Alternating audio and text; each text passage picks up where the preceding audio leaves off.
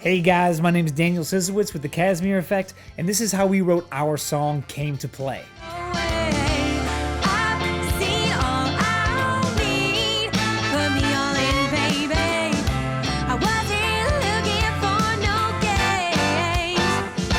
She came to play.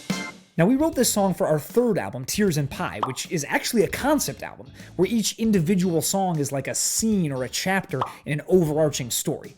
And this scene is where the protagonist, Will, is drowning his sorrows in a bar after being rejected by Ellie, who he loves. That's when we meet a new character in our story.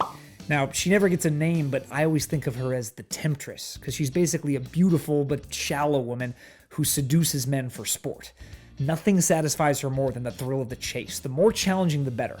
And that's why when she walks into this bar and immediately catches the eyes of every man in it, except for one, that's the man that she sets her sights on. And that, of course, is Will, who's still in love with Ellie, but trying not to be, and also pretty overserved by this point, and all that mixes together to make him just kind of emotionally numb. And in that state, he's vulnerable to the Temptress and her seductive ways. Before long, he finds himself on the dance floor with her, and not long after that, they're getting into the back of a taxi cab together. And that's when the song ends. No!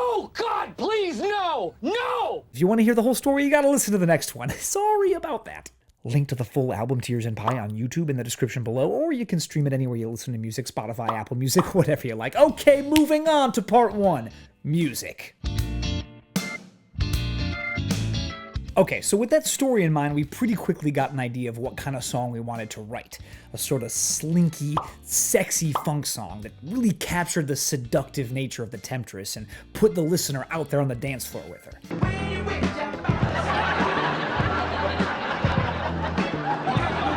We tried a few different musical ideas, but didn't really come up with anything we liked. That's when I got an idea that I stole from one of my favorite funk bands, the Red Hot Chili Peppers. The idea was that our bass player Matt and I would each go our separate ways and each try to come up with a groove or a riff or a chord progression that we might base the song on.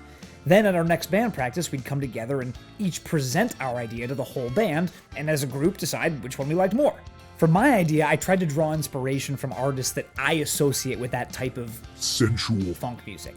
I'm talking about masters like James Brown, Parliament Funkadelic, and Prince. But one thing that inspired me more than anyone writing this song was a little old album from 2002 called Songs About Jane by Maroon 5. Now, I know most people think of Maroon 5 as a pop band, but their debut album was dripping in funky, sensual swag juice.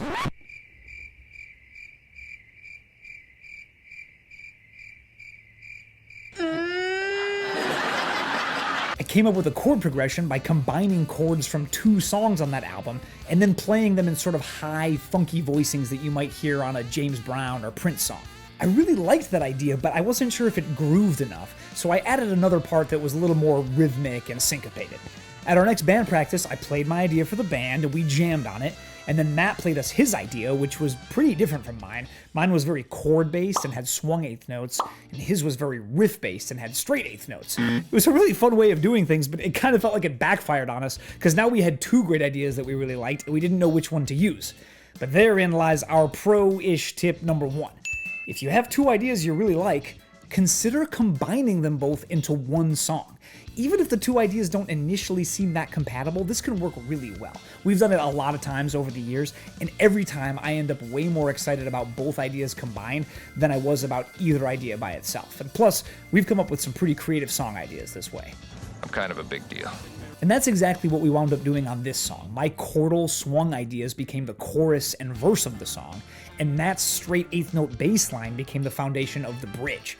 Personally, I think the way this song switches between swung and straight eighth notes is really exciting, and our drummer on this track, Cam Brown, put a cherry on top when she mixed both swung and straight eighths during the rap section. Nailed it! So, at that point, with the music laid out and the story in mind, it was time to move on to part two, lyrics.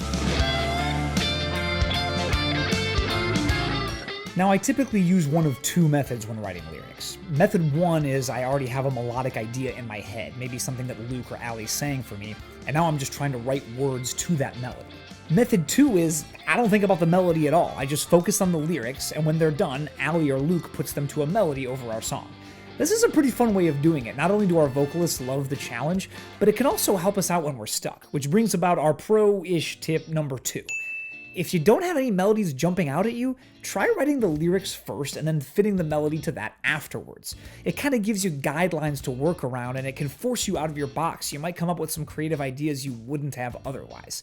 It's really great for getting the creative juices flowing and getting you out of a funk if you're stuck in a rut. Curse these bodacious hips of mine! For this song, I used both methods. During the verses, I just focused on the lyrics, and then Allie later added a killer melody, which, by the way, totally sold me on the song. Then for the chorus, I sort of already had an idea in my head, which was, again, very much inspired by songs about Jane. The idea was these sort of high-pitched, straightforward gang vocals with Allie singing runs in between them. With that idea in mind, I wrote the lyrics to the chorus, and then Allie made that vision a reality. Finally, I brought it all home by locking myself in an actual bar to get in the right headspace, and that's where I wrote the entire rap in one sitting, which is actually pretty rare for me.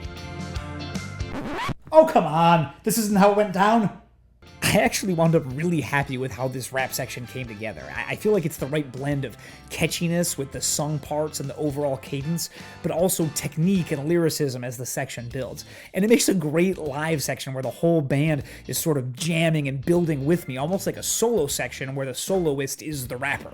Music is screaming, I'm weak in the knees and it's pumping my heart. All the heat is releasing her body so hot. Oh my God, you be treason. I don't want to stop, so don't give me a reason. You are this man, shaking like my nervous hand. Drop it like it's worthless, beneath the surface. It's your circus, man. Grab my hand with purpose and she dragged me out that back street.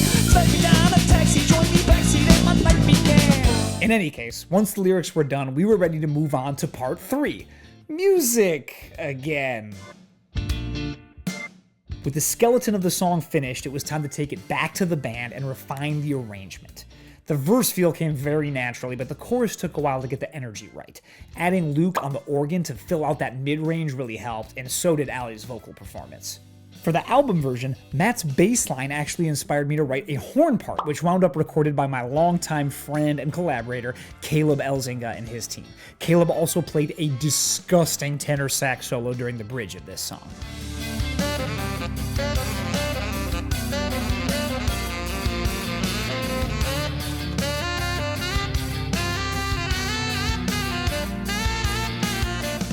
Once we'd finished all the individual sections, we spent weeks trying to fit them all together and settle on a structure. Once we finally played through the whole thing in what would become its final live form, we knew we had something really special. There was a beautiful moment where the final notes were just dying away, and I looked across the room and made eye contact with our drummer, Cam Brown, who's usually the most reserved and stoic drummer you can imagine.